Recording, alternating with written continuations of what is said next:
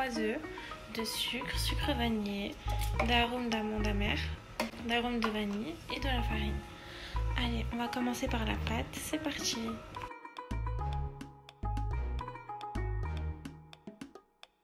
Sucre vanillé,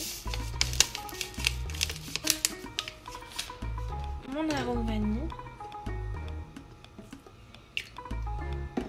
et mon arôme d'amande amère.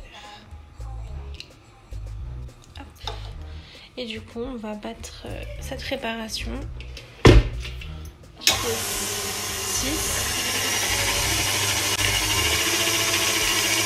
Donc voilà, après 10 minutes, on voit que notre génoise, elle a triplé de volume. Donc du coup là, on va ajouter notre farine.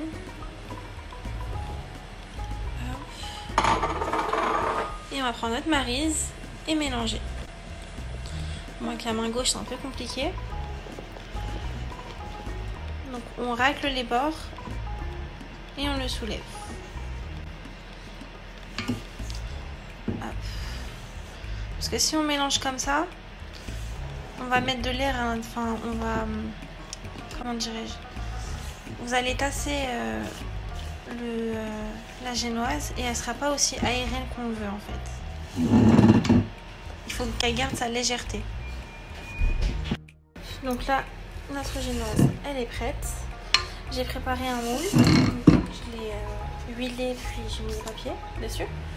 Donc du coup, on va verser notre pâte dans le moule. Donc là, j'ai préparé mon moule. Je vais préchauffer mon four à température 150 et du coup ça va être chaleur tournante. Du coup pendant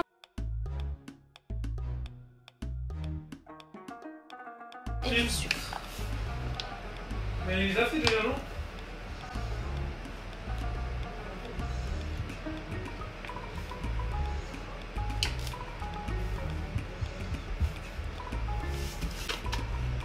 Et on va mettre ça à bouillir tranquillement. Donc on reste à côté et on ne cesse de mélanger. Donc ça va nous servir à imbiber notre gâteau pour pas qu'il soit sec en fait. Et comme ça, la durée de vie du gâteau elle sera meilleure. Vous pourrez le conserver genre allez 2 jours. Et il sera toujours aussi léger, moelleux. Donc ça c'est juste grâce au sirop. Donc là notre sirop il est à ébullition, on peut éteindre le feu. Et on va le laisser refroidir tranquillement. Donc concernant la crème qu'il va y avoir à l'intérieur du gâteau, on aura besoin de crème liquide, d'arôme vanille, de sucre glace et de mascarpone. Donc on va commencer tout d'abord par mettre la crème liquide dans un bol.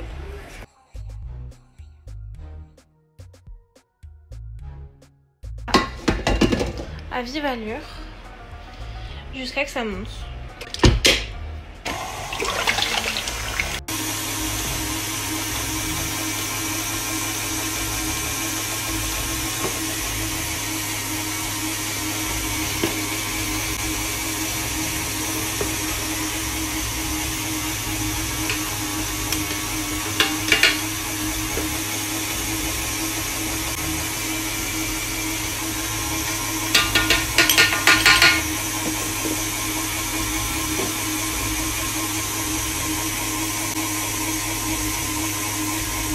Donc la crème doit avoir cette consistance là. Donc on voit notre bec d'oiseau. Donc là elle est parfaite. Du coup pour vérifier la cuisson du gâteau, on le pique. Et je laisse un peu humide comme ça moi. Comme ça le gâteau il est pas trop sec. Du coup j'ai démoulé ma petite génoise. Et on va la laisser au frais tranquillement. Ainsi que notre crème. Donc du coup, après la sortie du froid, je les ai découpées en deux, ma génoise.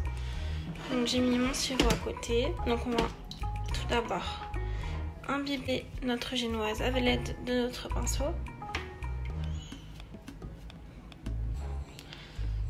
Donc, comme je disais tout à l'heure, ça va l'aider à être encore plus moelleux qu'il n'est déjà.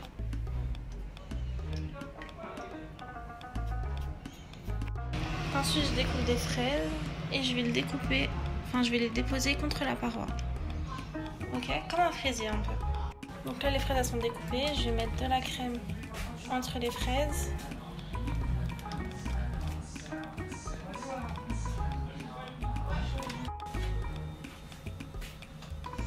Donc là, je vais bien appuyer pour qu'il n'y ait aucun trou. Donc là, c'est vraiment pour maintenir les fraises qui sont sur le côté. Hop. Ensuite, je vais garnir le fond également.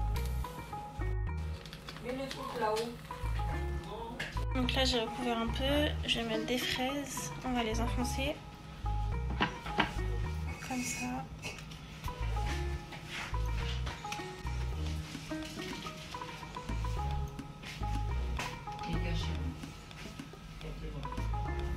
Donc après ça, on prend notre sirop, on imbibe notre autre morceau de pâte.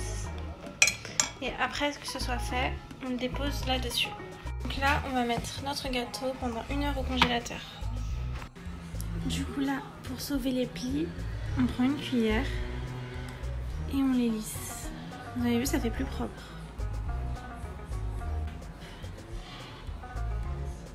Donc là, comme ça. Donc déjà on a une paroi plus lisse. Ensuite je mets de la chantilly dessus, enfin de la crème mascarpone. Et on va en poser, l'étaler sur tout le dessus.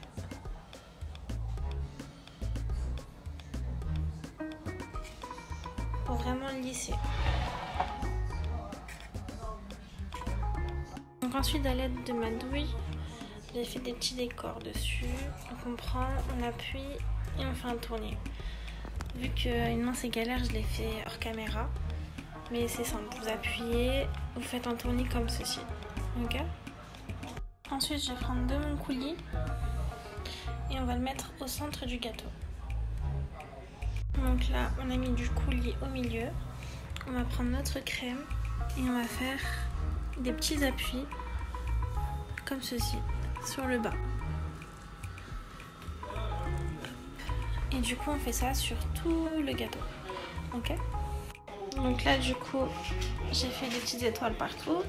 Je vais prendre mes morceaux de fraises et on va les disposer sur le gâteau. Après la déco, j'ai décidé de la faire comme ça, mais vous n'êtes pas obligé, hein, vous faites comme vous voulez. Comme ça.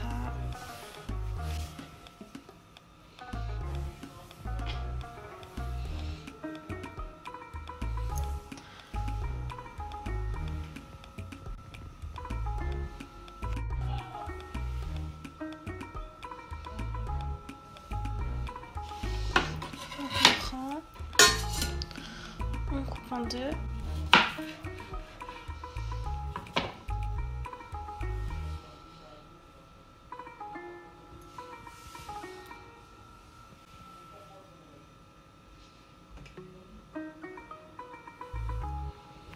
Ensuite, je vais prendre du coulis.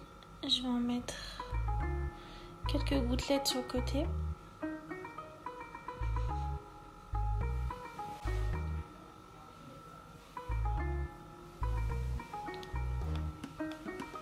Et c'est presque terminé.